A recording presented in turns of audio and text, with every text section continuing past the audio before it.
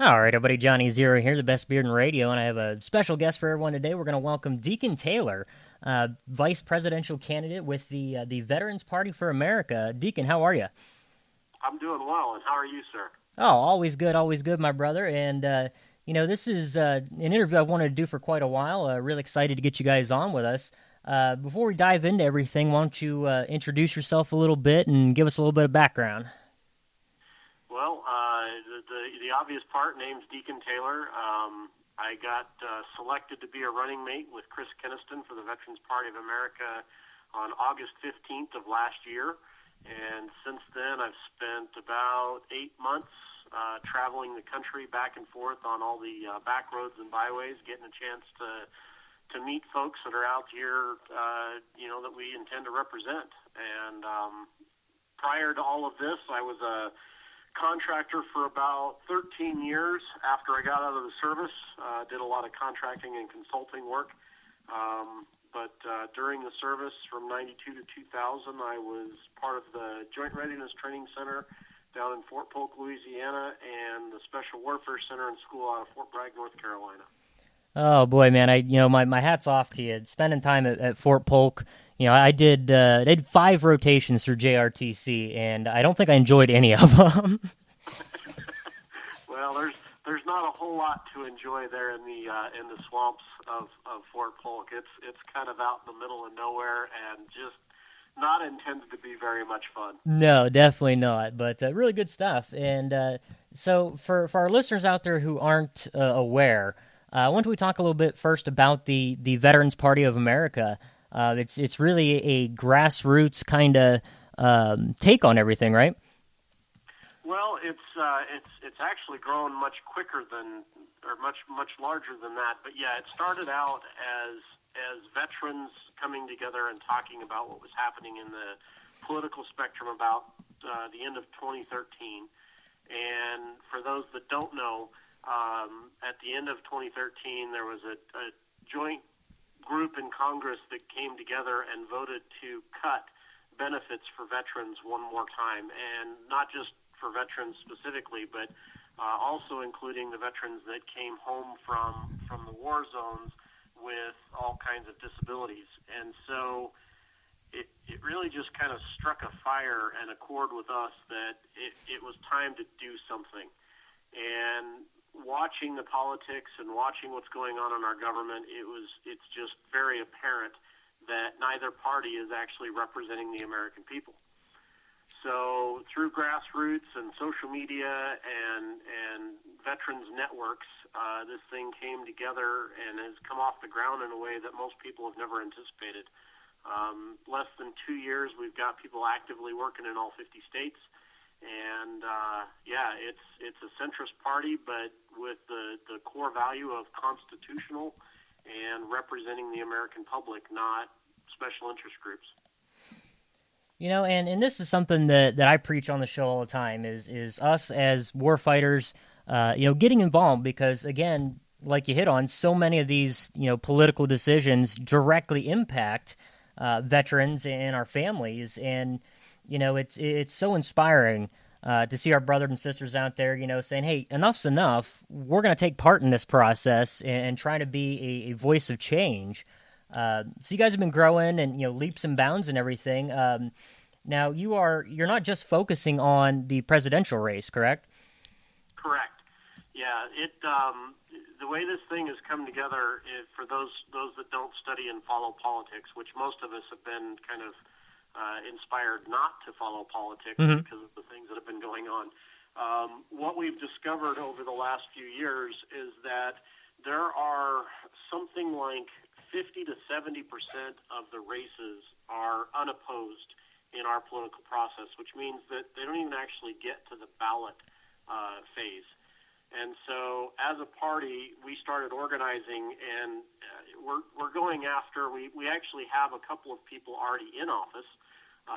There's a mayor out in Oklahoma, a little town called Commerce, and some other folks I forget just because, I've got so much going on in my head at this point. But we are going after Senate seats like out in Illinois. We've got a gentleman that's running for the Senate. We've got some folks from up in Alaska. We've got some from California now, and I forget where all they're at, but everything from city councils to mayor all the way up through Senate and, of course, Chris running for the presidency as my running mate. Well, it's absolutely fantastic, and I love the fact that you guys are looking at every single level. It's local, state, federal. Then that's how we truly, in fact, change. Now, how's the response been? Because a lot of folks, they have this belief that, well, it's a two-party system and it's always going to be that way. And I think you guys are showing that maybe that's not the case. Well, the response from my interactions has just been overwhelming and almost mind-blowing. As I interact with people, I get the standard responses of, well, third parties don't stand a chance and all of those things. But when you actually start to sit down and go through what we're trying to accomplish, people suddenly open up very quickly.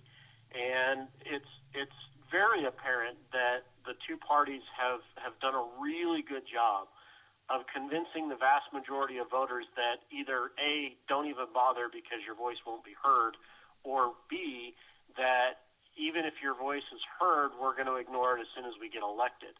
And because that's been happening for so long, people have really started to look for somebody that represents them and actually has their best interests at heart. And so it's no longer the voting against someone else.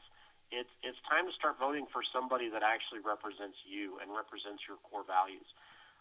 So the public that I've interacted with, it's been absolutely amazing and really overwhelming just how much this thing is growing and how much people are ready for an actual change.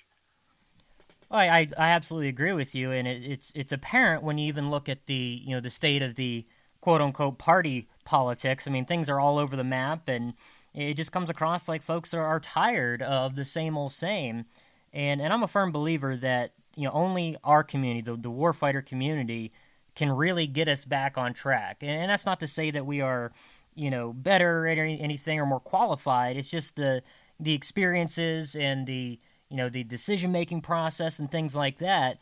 We are, I believe, especially equipped for these kinds of tasks, and I think folks are hopefully starting to see that a little bit. Well, and I think to even add to that some, if you even go back and look at the Founding Fathers and the way our Constitution was created and the historical documents that they had all referenced, the vast majority of the people that fought in the War of Independence some 240 years ago, almost everybody that stepped up to actually declare the independence for this nation had a military background.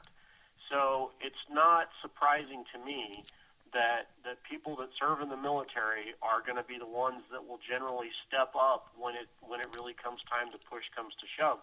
And if you look at the statistical numbers of the people that have prior service in their background, in both sides of Congress and in almost every level of government, there has been a very easy to see decline in people that have served participating in our government. Mm-hmm. And why that's been the case, I don't know, but this is a fundamental shift. I absolutely agree. I think that it's not that we're different than everyone else, other than the fact that we're willing to actually put our butts on the line when push comes to shove, and that's a unique quality. Absolutely, and it's an admirable quality. And I'm looking at your guys' website and everything, and one of the things that strikes me is you have your platform all laid out, and it's very easy to understand. Pretty broad points, but I think it's absolutely phenomenal. What are some areas of your policies and things like that you think that set you apart from the establishment type candidates out there? Well, I think the biggest variance from what I'm seeing in the establishment candidates is we're not going to debate social issues at the level that they are currently distracting people with in their campaigns. Mm-hmm. There's always this push for people. They want to talk about some social issue, but they don't actually get into the details of, first and foremost, why is somebody that's running for a federal office even discussing something that is a community level issue?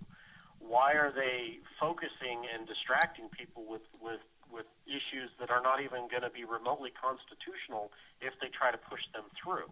And so, as an organization, we have a basic platform that if it's not embedded in the foundations of the Constitution, especially for Chris and I, where we're running for the executive branch, we have no business going through all of the rhetoric of talking out the side of your mouth about what you're going to do about this or that, when it's not even something that's in our purview to manage if elected.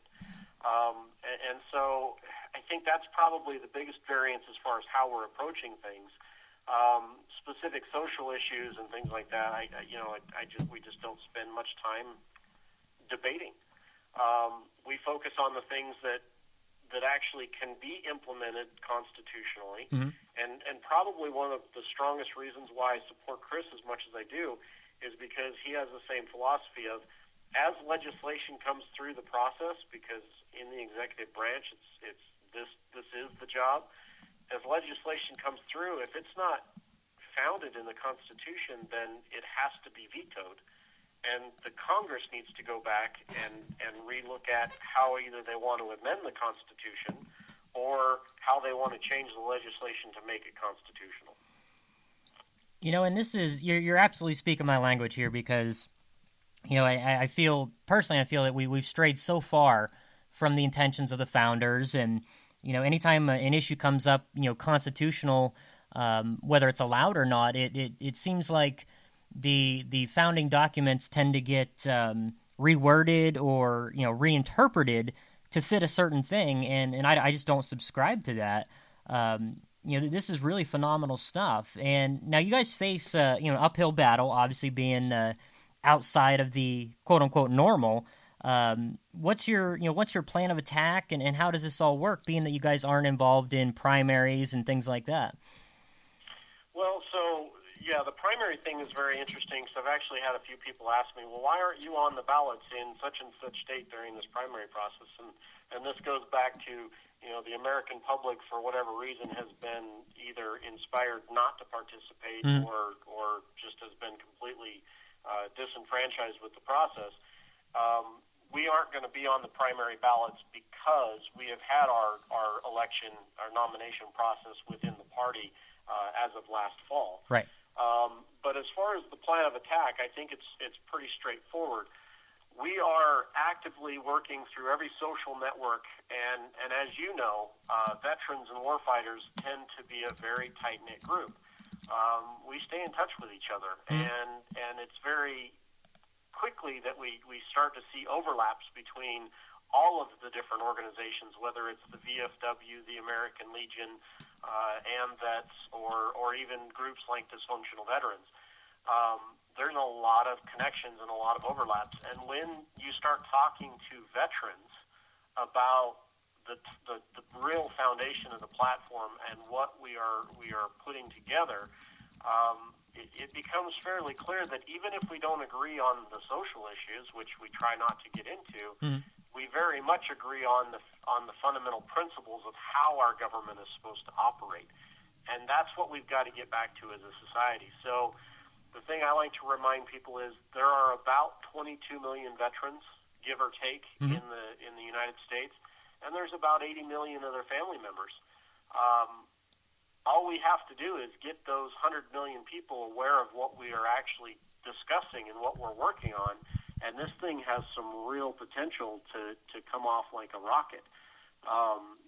But it's really it's person to person, handshake to handshake, and social media, word of mouth has been our main focus as far as getting the word out, because as you know, the mainstream media is not going to cover anything that doesn't fit into their narrative of the two-party system.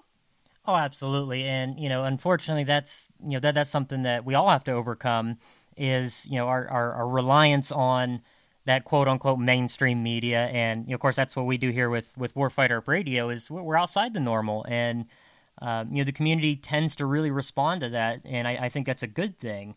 So tell me about, your travels and that. You've been traveling the country, and you're doing it mainly by motorcycle, right? Yeah, so just over the last few months, we found out that up until now, it's never been done. So apparently breaking some new